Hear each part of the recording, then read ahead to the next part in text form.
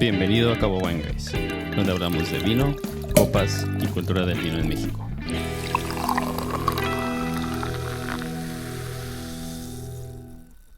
Amigos, buenos días. Bienvenidos a otro episodio número 9 de Cabo Wine Guys. El día de hoy tenemos un invitado estelar. El señor Ángel Salinas está con nosotros. Bienvenido, Ángel. Gracias por la invitación, con todo el gusto del mundo. Un gusto tenerte con nosotros el día de hoy. Y bueno, Roger, buenos días. Francisco. Buenos días. Como siempre, un placer estar con ustedes y más para una plática rica acerca de temas que nos encantan. Ángel, me gustaría que nos contaras un poquito de ti, de tu trayectoria. Ya sé que es una figura reconocida, pero para quizá alguien de la audiencia que no sea tan familiar. Claro que sí, con mucho gusto. Bueno, yo soy Ángel Salinas. Algunos de ustedes me deben de conocer. Yo viví muchos años en este pueblo maravilloso. Yo tengo un hijo chollero. Aquí me casé, para bien o para mal, pero aquí me casé. Y bueno, la verdad es que pues, yo llevo dedicado al medio de alimentos y bebidas, te diría que casi desde que nací, ¿no? Yo crecí en cocinas, en restaurantes, jugando fútbol con garroteros y meseros y cocineros en horarios libres. Y bueno, toda la vida me he dedicado de una u otra manera a alimentos y bebidas. Y particularmente los últimos 25 años de mi vida, de mi carrera, los he dedicado al vino, como sommelier de piso, como wine director, como catedrático, maestro, doy clases, hago cursos, fiestas infantiles, todo donde se puede meter el vino, estoy ahí. La verdad es que es mi gran pasión, es lo que más me gusta hacer. Por ahí tengo un amigo que dice que beber vino es mi único verdadero talento y creo que lo hago muy bien. Y ya. Muy bien. Pues Ángel, iniciamos con nuestra cata ciega el día de hoy. Traje un vino que me gusta a mí mucho, me sorprende y me confunde a veces. Entonces el día de hoy le toca a Roger hacer la cata y pues ya las conclusiones las podemos dar cuando termines. Súper.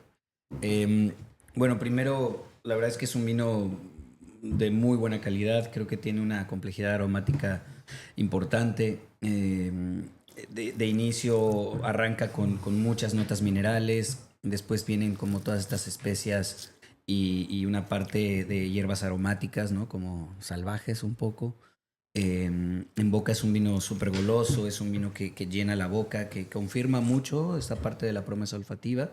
Es un vino poderoso, tiene un tanino muy bien puesto, pero es un tanino de fruta, como platicábamos hace un ratito. Creo que se nota una madurez de fruta muy bonita en campo.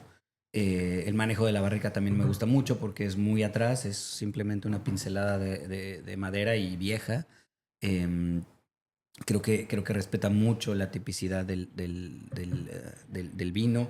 Creo que es de estos vinos que de pronto hablan más del origen que de la mano de quien los hace, ¿no? Eso creo que es algo que me gusta, ¿no? Cuando pruebo un vino, ¿no? Que no se trate de, esta es la madera que hace tal cuate, que es el único que usa esa barrica, ¿no? En boca la verdad es que también me gusta muchísimo. Creo que tiene muy buen equilibrio en esta parte de estructura tan alta, de buen tanino, de un alcohol elevado, pero tiene una acidez muy, muy fresca que lo hace un vino equilibrado y perfectamente bebible, que aún en esta juventud, ¿no? A mí me parece que es un vino, 21, 22. Creo que está joven y está muy, muy bien listo para tomar. En temas de conclusiones, me parece que viene de un clima moderado, definitivamente no siento un clima frío en esta parte. Me voy hacia el viejo mundo. En primera instancia, ahí me llevó a la parte de Toscana, en Italia. También pensaba en una parte de que pudiera ser alguna bodega de Rioja de corte clásico, por esta parte de barrica muy atrás, pero pues la verdad es que tampoco estoy muy convencido, ¿no? Por el tema de roble. Entonces, yo me quedo en Italia, me quedo con la parte de Toscana, de la región de Chianti, la denominación Chianti. Creo que la calidad que tiene sería un gran seleccione. Y de mi parte eso. ¿Qué anticlásico gran selección? ¿No añada? 21, 22. Amigos, ¿ustedes? Yo fui para otro lado. En cuanto probé el vino, inmediatamente me llevó al Ródano. Y la verdad es que primero pensé, ok, puede ser algo del Ródano Sur, algo con Grenache. Probándolo en boca, el alcohol que tiene, creo que sería más Ródano Norte. Había pensado a lo mejor en algo como Cross Hermitage o como San Joseph, ¿no? Que son unas regiones que a mí me gusta mucho, me gusta la expresión del Syrah, aunque no descarto que pudiera ser algo del Ródano Sur. También traté de obligarme a pensar en la Toscana, porque sí veo similitudes con Sangiovese, aunque creo que para mí sería más un Syrah.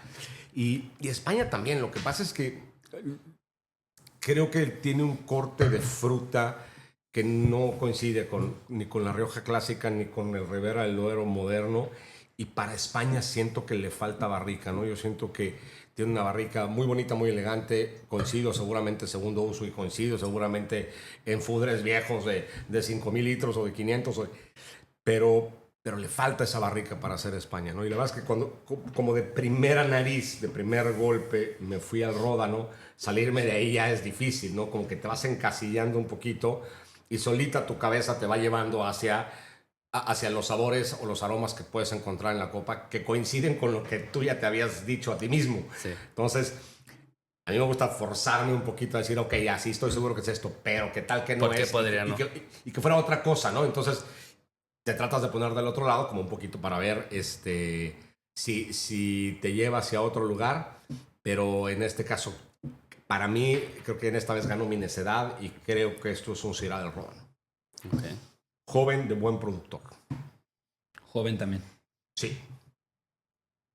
Pues yo de mi parte, de lo que caté ahorita, también le sentí la frutalidad muy restringida, alcohol elevado, la acidez no la sentí tan fresca, quizá porque es temprano y me acabo de lavar los dientes, pero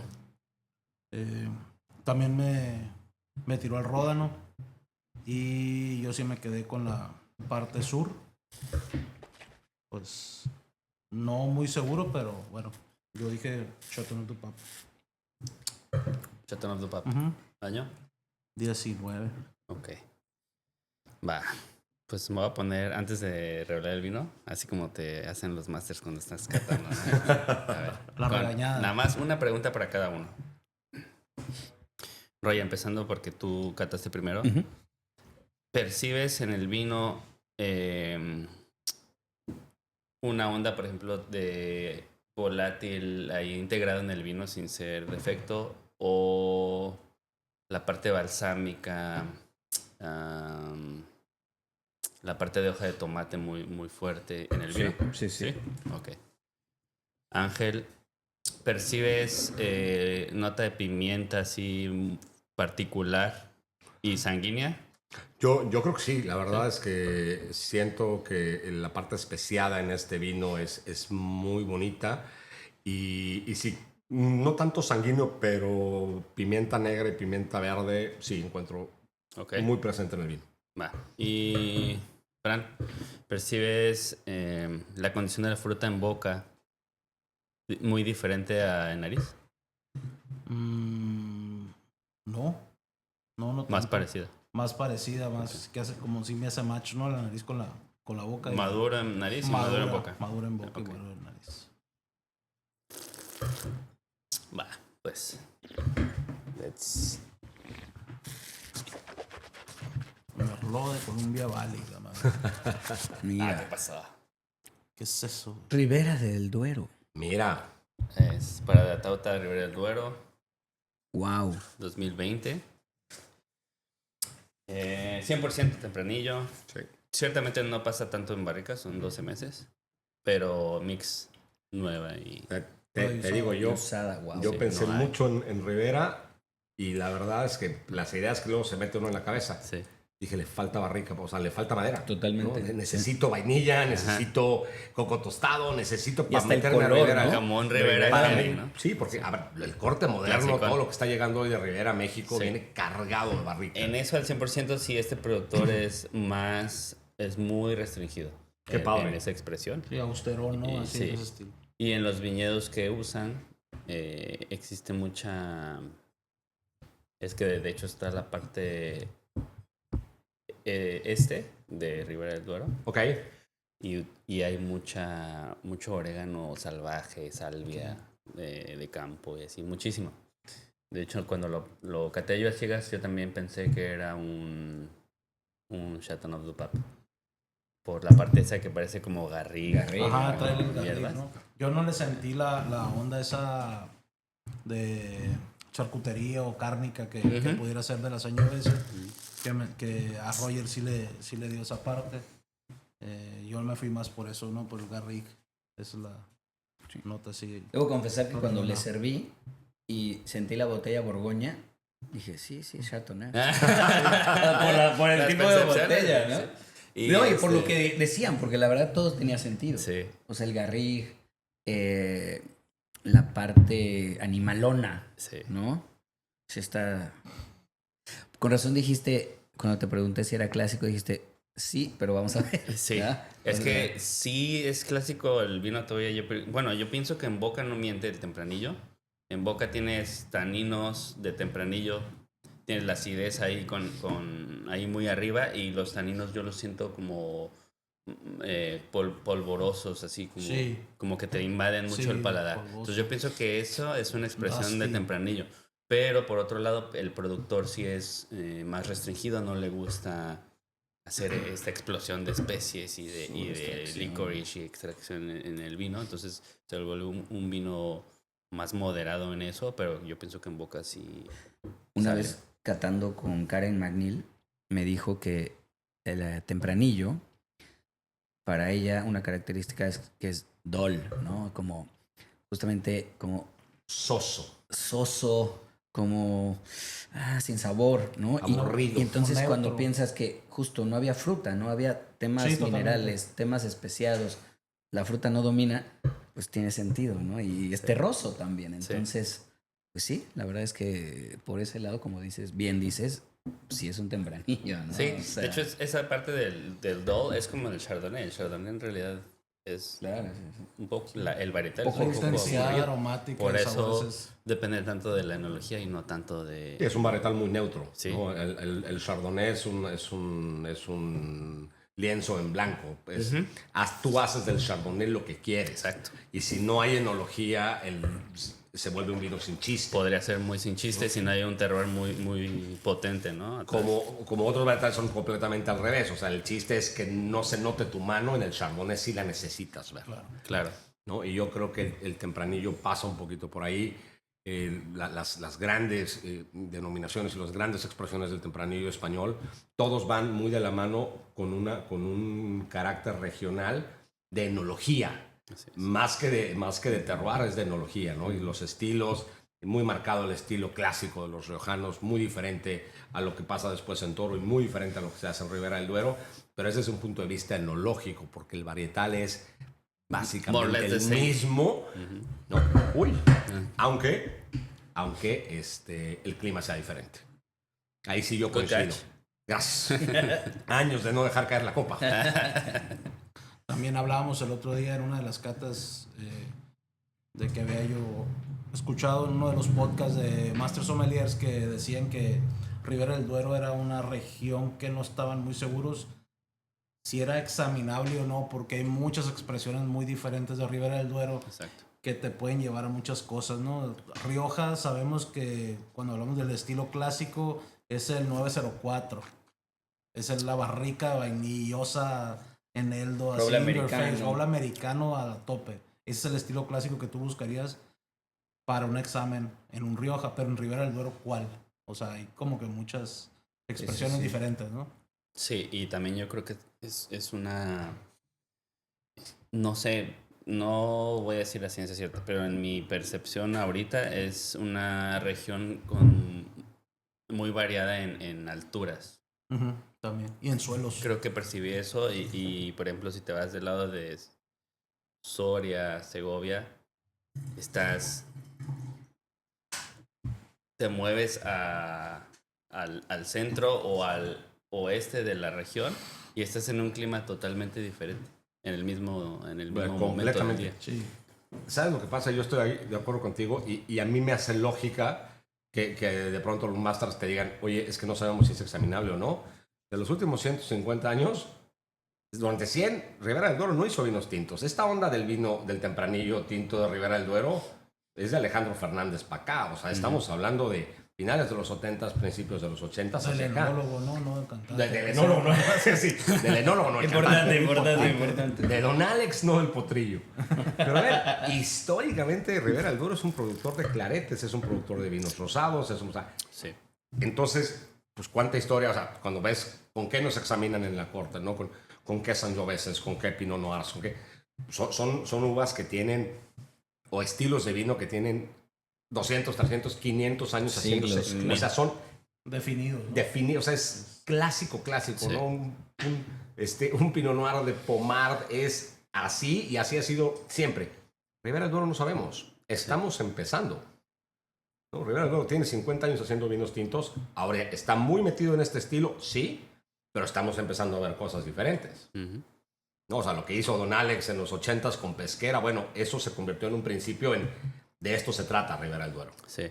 Pero hoy tienes productores que claramente están haciendo otra cosa. Yo creo que hay que darle un poquito de tiempo a Ribera del Duero para que encontremos su estilo exacto, que es lo que sí me parece que puede ser examinable. De lo contrario, es muy difícil. Yo haría Rioja, o sea, en la corte es más fácil de Rioja que Toro o Ribera del Duero. No, sí. Porque Rioja sí tiene un corte clásico. Y aparte mezclan, o sea, ya cuando hay mucho cabernet y así en Sí, la mezcla, exacto. no, Ribera, a mí me con poquito cabernet en una mezcla, personalmente soy muy sensible y luego las aspiraciones me hacen dudar mucho, entonces ya la confusión en tu mente es Sí, claro. lo que hablábamos hace rato, que dices, bueno, es que tienes A, B, C, D, E, ¿no?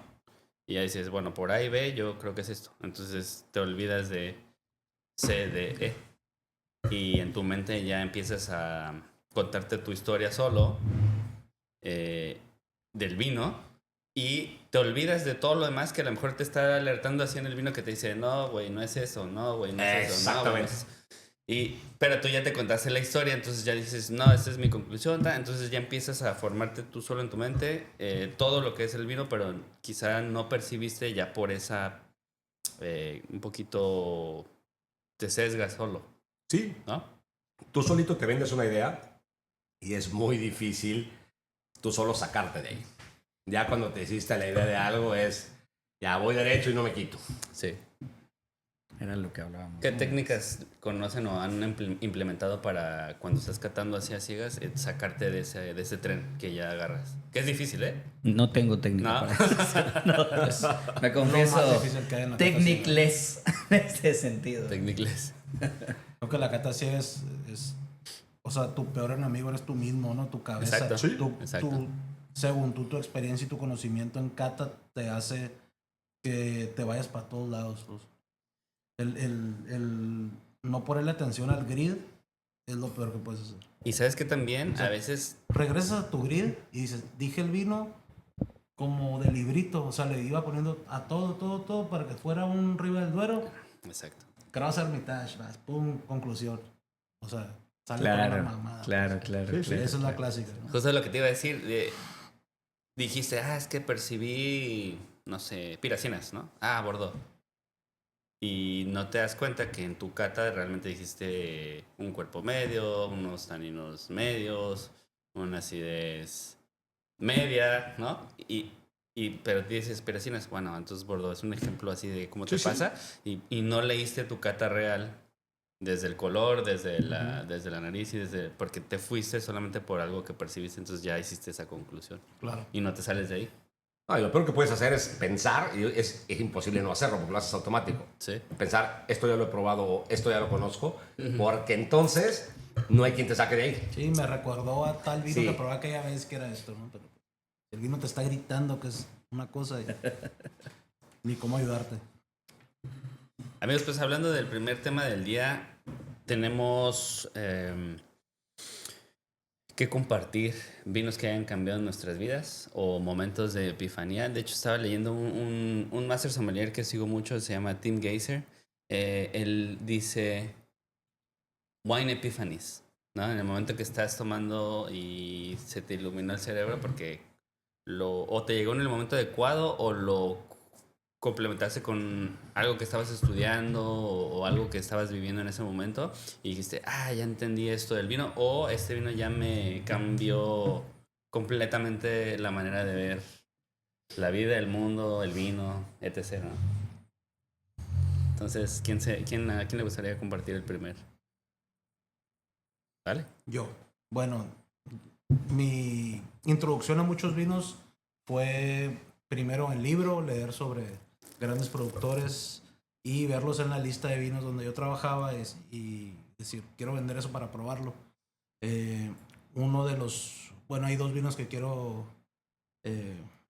compartir. El primero fue Romanés San Viván 97, que siempre yo fui más al inicio, ¿no? Cuando empecé a probar vino, me llamaba más la atención los vinos de Bordeaux, los grandes vinos a base de Cabernet Sauvignon o vinos muy potentes, ¿no? Syrah.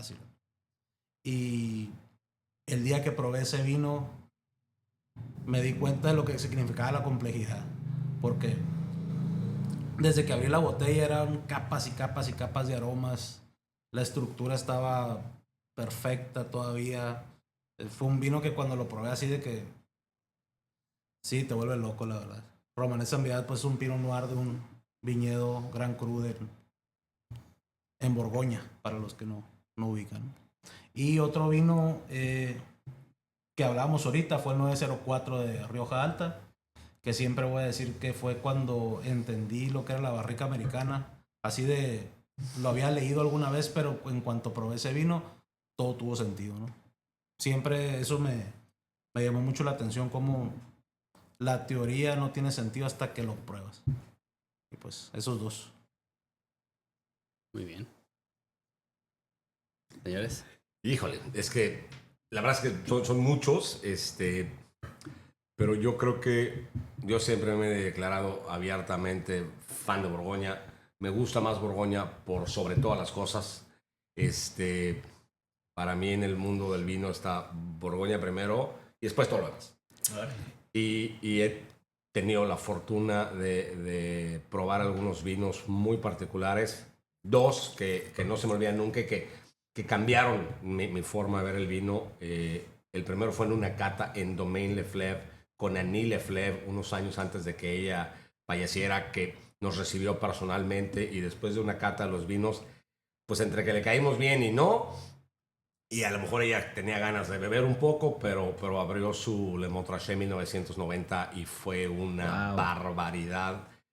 Ya sabes, esas catas que llevan, esos viajes que vas a ir a 30 bodegas y vas muy concentrado y empiezas a escupir, o sea, vas escupiendo todo, y en el momento en el que hueles vino dices, hijo, güey, esto no lo voy a escupir ni de broma, o sea, me lo voy a llevar puesto. Claro. Maravilloso vino. La verdad, ese es un vino que aparte, todavía estaba yo suficientemente joven como para todavía pujar más un poquito por los vinos tintos que los blancos. Ese día entendí que el vino blanco es la cosa más maravillosa que hay en el mundo, y no quiero decir que desde entonces, pero yo que soy un gran bebedor de vino, yo sí bebo en mi día a día mucho más vino blanco que tinto, mucho, y ese vino es parte de lo que terminó de ganarse mi corazón. Y el otro fue, coincidentemente, al día siguiente de esa visita, me tocó catar en Romanée Conti, me tocó catar todo de barrica, toda la 2006, y después catar 3 o 4 cosas. Y en la cava privada finalmente nos tocó que nos dejaran escoger una botella de la colección, y si estoy en lo correcto fue la Romanée 1918. Wow. Chistoso porque cuando nos van a abrir la botella nos avisa, o sea, tienen como media hora para tomarse esto, o menos, porque el vino lo vamos a servir. Y bye. Les va a dar así, ¿no? Como esa luz que ves en los Piratas del Caribe, así al final, ¿no? La luz verde. O sea, les va a dar el green light. hacia todo lo que da. Ajá. Y después se va a morir. Exacto. Entonces así fue como de, ok, 1, 2, 3, enjoy. Es una barbaridad. Por probar uno de esos vinos es increíble, ¿no? No lo vas a volver a probar nunca. No te puedo decir que sea el mejor vino que he probado en mi vida o el que estaba en mejor momento, pero la emoción, lo que te genera internamente el probar una cosa así es increíble. ¿Y dónde lo probaste también? ¿Y dónde ¿En lo qué probaste? lo probaste? Eso Exactamente. O sea, en la cava subterránea. Y todavía nos La dice- catedral del Pinot Noir. No, ¿no? y, O y- sea, y nos dice, cuando eso ibas, es bien cuando iba a importante. escoger la botella, dice, bueno, todos estos son los vinos que escondimos y que se salvaron de cuando vinieron los claro, nazis, ¿no? los Que dices, alemanes. güey, me estoy tomando un vino de antes de los nazis. Historia. De lo que no encontraron. Entonces, o sea, eso te cambia. O sea, ya no puedes regresar a la oficina el lunes y decir, ok, ya voy a ser contador otra vez. No, o sea, se acabó. Tu vida es el vino a partir de entonces. Claro. No hay más. Exacto. Muy bien. Justo muchas de las cosas que platica Ángel en cuanto a los cambios en la vida, ¿no? Me pasó a mí con esta historia. Era el año 2005 y yo estaba trabajando gracias a una beca en Mónaco y estaba en el turno de la comida y una pareja de americanos llegó, pidió una botella de Comme Lafon Merceau, era 2000, y pidieron, ¿no? Yo no la vendí, ellos la pidieron y ya voy con el que era como mi jefe de rango y le digo, oye, pidieron esta botella, yo creo que hay que usar un carraf, ¿no? Hay que decantarlo. Dijo, claro. Pues así como, ¿qué piensas, no? Y ya. Niño. Sí, tal cual, tal cual. Voy, decanto, pruebo el vino y me acuerdo de verdad de ese momento de decir, ¿qué es esto? O sea, en ese momento yo todavía estaba en la cocina y realmente, o sea, ese momento me sirvió para darme cuenta que el vino era lo mío a partir de ese día en adelante de mi vida y que el vino blanco es lo mejor que hay en el mundo, ¿no? Afortunadamente, en esa etapa de mi vida pude probar grandes vinos, grandes cosechas, muchos de los de apellido francés importantes y sin embargo, ese Merceau Comme Lafon me lo llevo por el resto de mis días.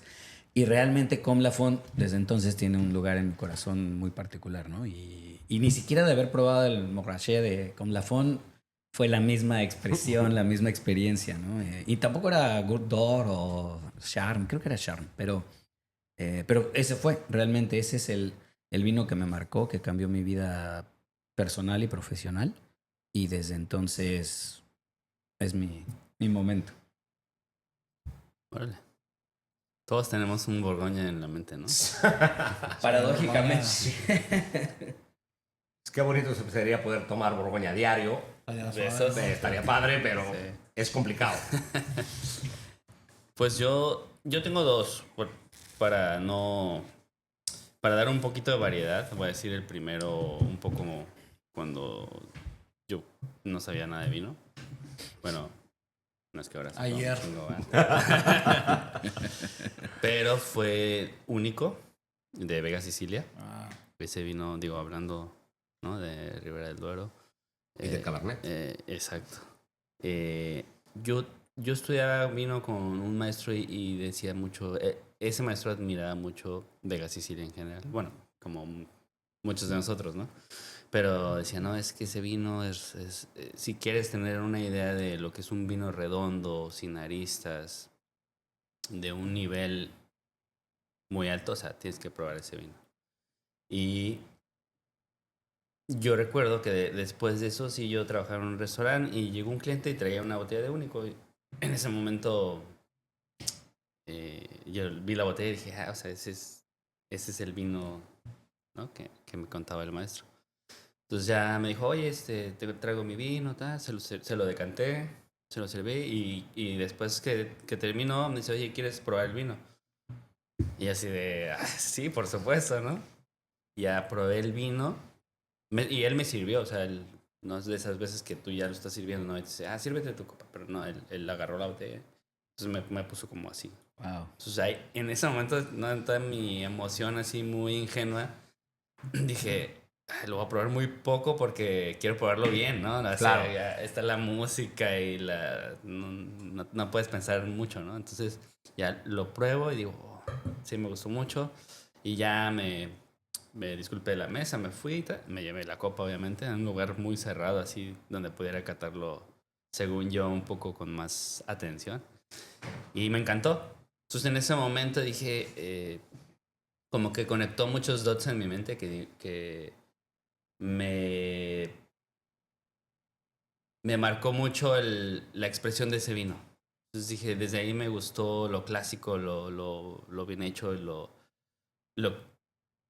Ahora sí que ese maestro mismo decía, cuando el mundo empieza a valer madre, tienes que regresar a lo clásico.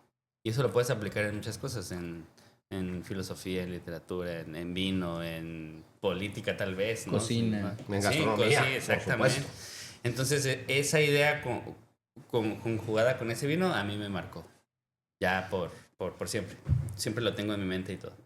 Y otro vino que me gustó mucho y recientemente, o sea, digo, no, esto fue hace como 15 años, lo que les platico del único, y lo de el Clos de la Marechal fue hace como 3, yo creo, de Jacques-Frédéric Monnier. Vinazazazazazo de Borgoña también, productor sazo. Y ese vino no, es sublime, es de esas cosas que pruebas y flotas, ¿no? Te hace así de, quisiera probar este vino, como dices, todos los días. No, hombre. Ojalá. Pero definitivamente Pinot Noir tiene un lugar especial en el mundo de los sibaritas, ¿no? Totalmente. Es tan complicado vinificarla y hacerlo a máxima expresión es un lujo. Sí, y sin menospreciar otras regiones, hacia el 0% menospreciarlas.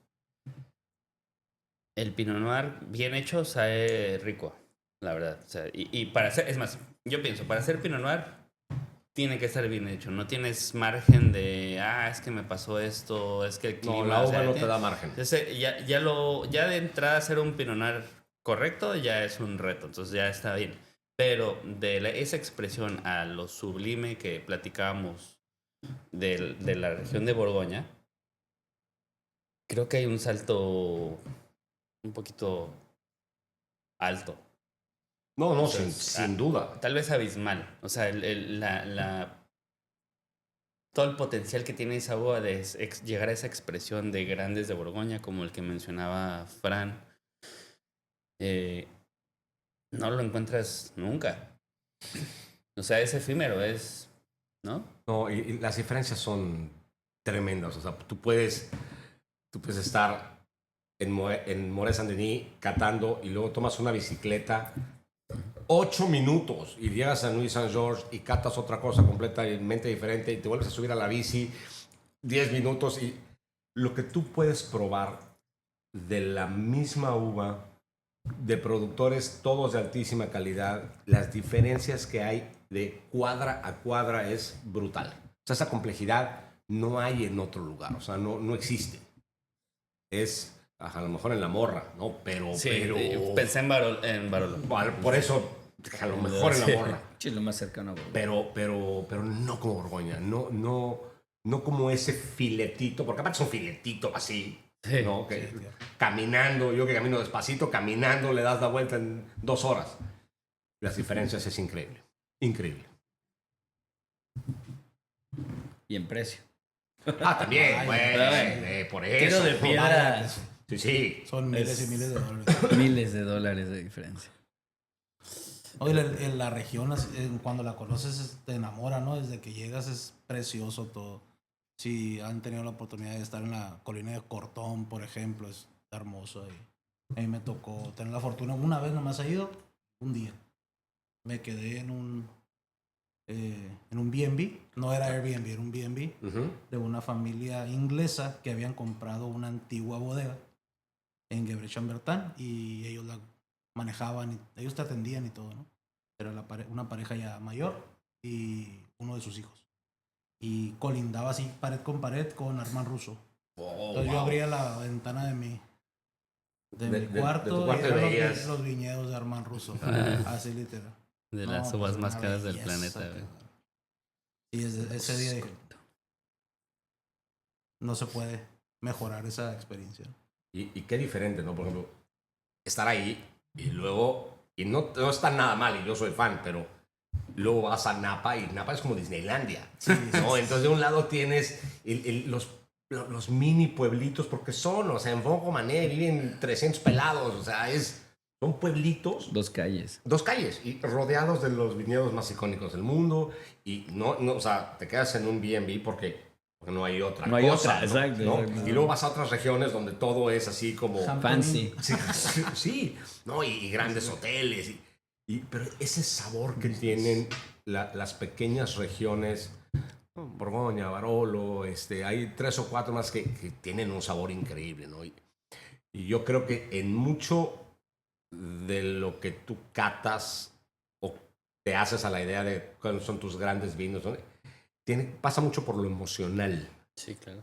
Pasa mucho por lo emocional, ¿no? Y entonces estos lugares generan emoción y te generan un sentimiento que si a eso encima le avientas un vino de buen nivel, bueno, se vuelve... O sea, no se olvida nunca, ¿no? Te lo llevas, al lecho de muerte te lo llevas.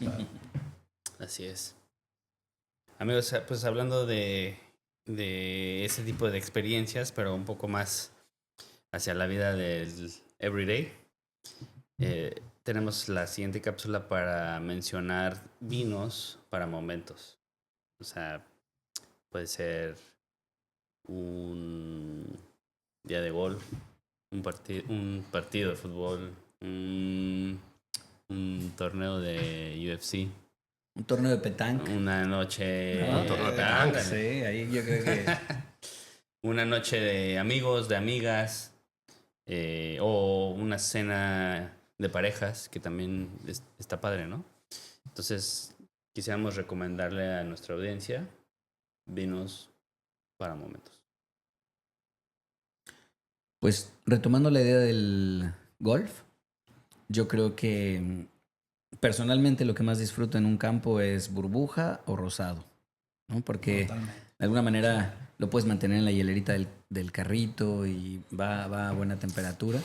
No necesitas, por supuesto, que copa para disfrutarlo. Y te refresca de una manera muy diferente a cualquier otra bebida, ¿no? Que yo creo que esa es la clave. O sea, por supuesto es lo que nos encanta, pero no significa que todos los días a todas horas estamos bebiendo vino, ¿no? O sí, a veces, pero... No, you. Híjole. Exacto. Pero en el campo, de verdad, es muy rico, porque aparte, pues te dura, ¿no? Y la verdad es que por lo mismo del ritmo del juego, pues no bebes tan frecuentemente. Entonces lo vas disfrutando, ¿no? Hoyo por hoyo. ¿Alguna etiqueta en particular? Pues en rosados... Claudio Templo. Exacto. Seguiste. Si no hay, Claudio Templo en el Si no hay, carrito. mejor Exacto. nada. Me gusta mucho, como es así de sencillo, ¿no? O sea, no busco un rosado gastronómico, sino busco un rosado muy fresco, seco, Coctelero, totalmente, por ¿dirías? supuesto, exacto. Hasta incluso que si se te fue la mano y está muy calientito, pues que le puedas poner hielo y lo disfrutes rico, ¿no? No importa. Entonces, la verdad me gustan mucho los perfiles de rosado mexicano que están haciendo en el norte, concretamente Parvada Rosado me gusta mucho. ¿Qué Sí, varietales? es de Malbec.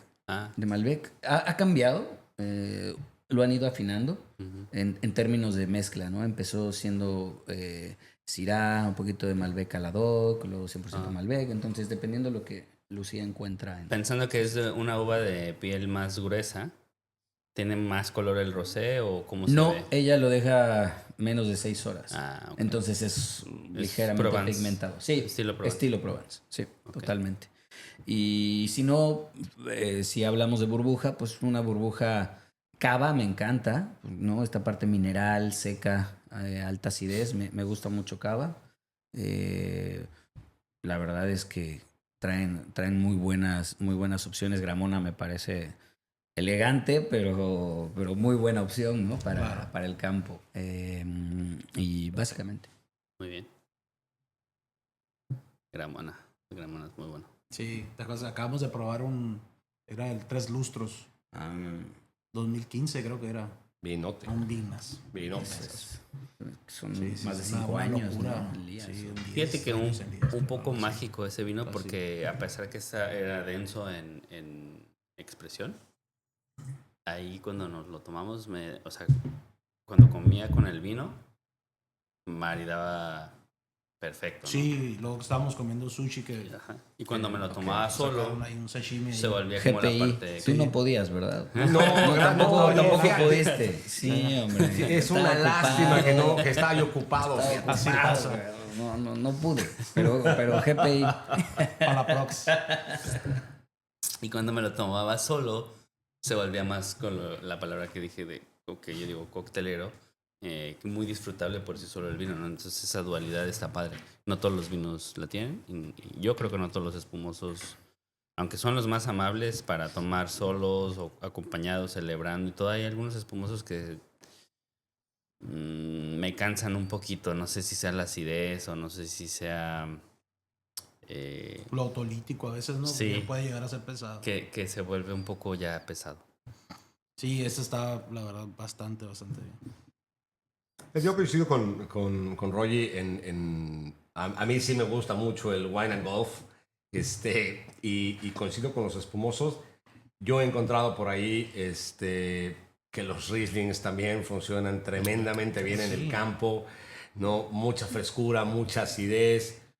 Hablando de Alemania y de Austria, graduaciones alcohólicas amables, ¿no? Entonces no te da el pretexto de estoy jugando mal porque ya vengo tomando, pero sí te da esa frescura y esa acidez que es muy padre. Pero pensando y eso que yo soy más fan del box que de la UFC, pero pensando en Noche de peleas. En noche de peleas, en Fight sí, Night, me gusta en mucho el así. box también. Fight Night. Fíjate, a mí lo que se me antoja son vinos como el Zinfandel de California, como el Petit Syrah, vinos un poquito más fruta, alcohol, pero no mucha barrica, no mucho en el tanino, no vinos complejos, sino vinos fáciles de tomar, vinos que en la emoción de la pelea, así, lo que estás tomando es frutita y 15 grados de alcohol, porque eso sí, pero son mucho más amables. A mí como para Fight Night me gustan esos vinos tintos, frutales, con punch, pero fáciles de tomar. ¿Alguno en particular? Híjole, es que ahí hay varios, pero a mí me gusta mucho Ravenswood, me gusta mucho Segesio, me gusta muchísimo Rombauer. Y te voy a decir, no sé si todavía se pueden conseguir en México, pero había un doctor, un dentista, Ken Rosenblum, que creo que murió hace algunos años, pero creo que su hija se quedó con la bodega, que yo creo que es el mejor productor de Petit Syrah que yo he probado en mi vida. Tiene unos vinos, me acuerdo que tenía un Petit Syrah de un single vineyard que se llama Picket Road, que era una barbaridad de vino, y es ese Petit Syrah que no tiene nada que ver con el Durif francés, es una uva muy de acá, o sea, muy de la California, que la tenemos en México y en el norte, ¿no? Pero es muy de este lado, y es el varietal de las costillitas barbecue, de la pizzita mientras estás viendo la pelea, de la hamburguesita, o sea, es ese Petit Syrah increíble, que es un estilo que no se replica en ningún otro lugar del mundo, entonces también se ha vuelto como un vino muy, muy de esta región. Claro. Y esos, Rosenblum me encanta, y hablando de Zinfandel, Segesio y Rombauer me parecen perfectos para una noche de peleas. Rich también tiene buen... Rich también. Y Petit Syrah tiene... Y tiene un Petit Syrah muy bueno, tienes toda la razón. Sí. Cariñena también en sus mezclas. Sí. Varios, no, es... Bodegota. ¿Es el Lytton Springs? Lytton Springs, Zinfandel. Sí. Mayor Zinfandel. Sí, buenazo. Bueno, hace... recientemente, ¿no? Hubo peleas, empezaron temprano, empezaron como a las 6 de la tarde y pues ya aquí hace calorcito, entonces aplicaban ceviches y nos fuimos con selección así también, Riesling alsaciano, abrimos un monopol de Cuné, del clásico, Viura acá con oxidación, muy bueno. ¿Qué más probamos? Probamos una diferente selección, pero el caso es que eran vinos blancos, frescos. Al ceviche. Con ceviches y viendo las peleas fue una maravilla, ¿no? Delicia. Valió la pena. Qué rico. Sí. Entonces es la contraparte, ¿no? Si te vas a marisquear, pues creo que también se disfrutan bastante los blanquitos con un chorro de hielo así en una hielera en medio, grande, una ponchera y te sirves del que se te antoja. Entonces también. Ahí con el gordito en Ensenada. Bien a gusto, ¿no? 3 botellitas de blanco en la banqueta delicioso. Y vámonos. En casa del buen Álvaro nos tocó desayunar. Me gusta. Sí, ceviche del gordito, bien bueno. ¿Y tú, Minisu? Yo estaba pensando, pero, o sea, en la parte del tema era como noche de... Era uno... Fight Night. Girls Night Out. Ok. Guys Night Out. Y ahorita estaba pensando, dije, bueno, no tenemos mujeres todavía en el podcast para que den su parte, su ¿no? opinión. Así como... Yo voy a recomendar esas dos. Para mí, un como guys night out, así, una salida donde, con amigos y todo, yo pienso que tienes que tener una variedad. Pensando en que es noche, no diría, pues compren esta botella, 5 botellas la misma, ¿no? O sea, yo diría, tienes que tener unos 2 blancos, un blanco fresco y ligero para iniciar, un blanco un poco más denso, con más estructura, y luego tener todo tu arsenal de tintos, ¿no? Pensando en ligero, medio y denso ya para el final. La verdad es que los vinos densos, así, pensando en Napa Valley Cabernet, ¿cuántas veces nos hemos acabado solos un Napa Valley Cabernet? Nunca. Yo creo que nunca lo he hecho. No, yo sí. Yo sí. ¿Sí? No, es que a mí, hablando de los blancos, la frescura, bueno, luego tienes Pinot Noir, ¿no? Luego tienes el medio. Digo, sí me la podría, pero me llega a cansar un poco. Si inicio el día, ¿no? O sea, haz de cuenta, 5 de la tarde, ¿no? Pensar en servir ya un Napa Valley Cabernet, para mí ya es como, ay, cabrón, ya se va a acabar. poner bueno. Sí. ¿Sabes qué ayuda mucho al final? Un vino blanco de mucha acidez. Ah, claro. Como en Borgoña, probar los blancos sí. al final, ¿no? Sí, exactamente. O sea, darle, ya después de que le vas a meter 16 grados de alcohol y barrica y power de Napa, Claro. híjole, regálate al final un Gruner, un Rin, un Sauvignon Blanc Gruner. así crispy. Ese Hasta tipo está hasta te súper limpia los chingón. dientes, Sí. ¿no? De lo morado. Sí. El blanco te lo... A Que no te manche los dientes. Sí, exacto. te regenera las papilas gustativas, o sea, la Total, acidez. te resetea. O sea, irte a dormir después de la 14ª copa de tinto, no, es lo peor que puedes hacer. Ya Sí, no es ¿verdad? por incitar al alcoholismo, ya te tomaste 14 tintos, está bien. Ya estás ahí. Cierra con una de blanco, fresco, crujiente, porque te Órale. revitaliza todo el paladar. Nice. Claro. Esa está muy buena. Una chela. O Y una- hasta, sí, y hasta tienes brinca, una bueno, es que una chela se hacen 6, entonces el problema ya es otro. De ahí te pide Los mezcal. últimos botes que quedaron flotando en el hielo Ya. que nadie se acordaba. Esos. Y al final, aquí quedaron 4 cervezas. Puta, que reviven. Sí, claro. Totalmente de acuerdo. La frescura al final, ¿no? La frescura. Ajá, muy bien. Y pues para ocasiones como la que dijiste también de un date, ¿qué se les ocurre? Ah, el date, te El digo, date, date bueno, a mí night. últimamente me gusta mucho salir así en parejas. Pienso que se hace una buena dinámica. Se vuelve ameno, se vuelve padre, Sí. divertido. Y yo pienso que ahí depende mucho del lugar. El vino que yo Claro. llevaría, ¿no? Normalmente trato, a veces abro así y saco el vino y ya me lo llevo, ¿no? Y pues, porque al final de cuentas es algo que me encanta. Suerte. Pero también depende mucho de dónde vas a ir. Por ejemplo, si vas a un restaurante de sushi, pues no me llevaría el Napa Cabernet. ¿va? No, pues no. Y hay gente que intenta esos maridajes, yo pienso que no funcionan. Se me hace demasiado tanicidad, intensidad, barrica, y todo. Cosas que no hay necesidad no va a de haber eso, un match, no va a haber un match. Y luego a mí ya me pone de malas ese tipo de cosas. Antes no. No, yo creo que antes también. Ahora me pone un poquito más de malas. Si la calidad del pescado es mala, te conviene, porque entonces el vino Sí, te va a pagar todo. Te va a pagar todo y no te vas a dar cuenta Sí. que ya es pescado viejo, pero no, la verdad es que eso no funciona. Esos maridajes de tinto intenso de barrica con ceviche, ya se cuenta, ¿no? O un pino grillo con un ribeye. No digo que Pues no que esos puedas no son poner... maridajes, pues eso es nomás pistear vino y... Pero estás arruinando. comer No, algo. eso es peor que eso. Porque estás arruinando a las dos. Estás arruinando el vino y arruinando tu experiencia gastronómica, ¿no? Claro. Entonces no digo que no puedas poner blanco con carne o que no puedas poner algún tinto ligero, low intervention, muy fresco, con algo de pescado, ¿no? Pero Al final, el maridaje, eso es un juego de química, ¿no? Finalmente, es química de alimentos, hay química en el vino, hay química en tu saliva, y lo que tú tienes que buscar o sea, no es la necedad de, es que a mí me gusta esto con esto, está bien que te guste, pero no, o sea, no todo está bien, ¿no? Ahora que está de moda, no, sí, cualquier vino con que, no, no a ver, chinguen con eso. ¿no? tú a tu plato de sucaritas con leche no le exprimirías un limón, ¿no? Entonces, ¿por qué a una pasta con crema, con trufa, con parmesano, le quieres aventar un Sauvignon Blanc? O sea, no funciona. O sea, hay cosas que sí y hay cosas que no.